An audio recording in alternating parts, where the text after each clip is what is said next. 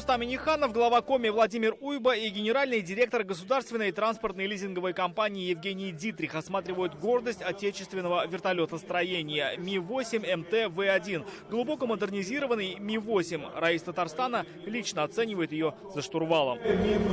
За более чем 60-летнюю историю легендарные «восьмерки» зарекомендовали себя как ответственные и неприхотливые рабочие лошадки. Но говоря об этих красавцах, эволюция пошла куда дальше. Теперь они работают при температуре от минус 50 до плюс 50 градусов, вмещают до 28 пассажиров и поднимают до 4 тонн груза. Винтокрылая машина с такими характеристиками особенно востребована в республике Коми. Покупают сразу две. Площадь региона вдвое больше, чем в Великобритании. 80% покрыта лесами. Половину населенных пунктов мы можем добраться, как и в начале 50-х, только вертолетом можно долететь.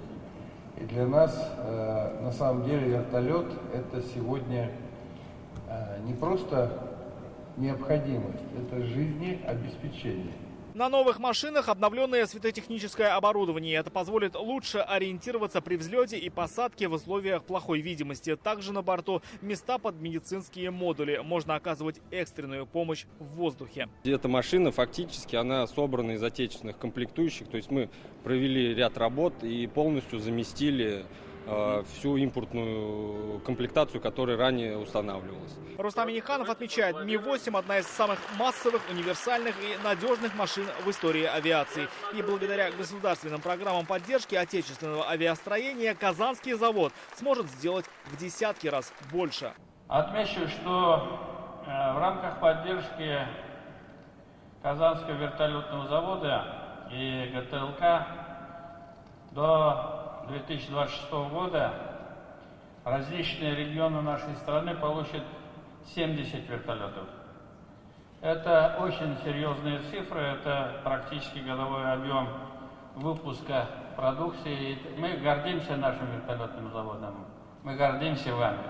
И в дальнейшем вам таких же успехов. Как заверил генеральный заказчик, у предприятия долгосрочный контракт. Наша задача, мы видим ее в том, чтобы дать заводу долгосрочный, стабильный заказ, который будет обеспечивать работой всех сотрудников, а нам даст возможность получать такие замечательные машины. В этом году у нас в заказе 40, основная часть из них это «восьмерки». Но мы, конечно, с надеждой смотрим в будущее и ждем от сотрудников завода своевременных, качественных поставок. Как вы здесь? Нормально? Здесь же Рустам Минниханов встретился с рабочими предприятия, обсудили новые перспективы и условия труда. Сколько средняя зарплата сейчас? Сейчас 94, как бы средняя по заводу, и 112 у рабочих. Ну, зарплата, главное, чтобы работа была. Если у нас заказы будут, а у нас заказы есть.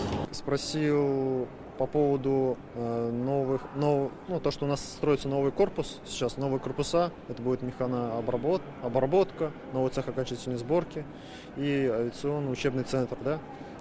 Мне лично приятно, что именно наш цех, да, цех окончательной сборки будет новый.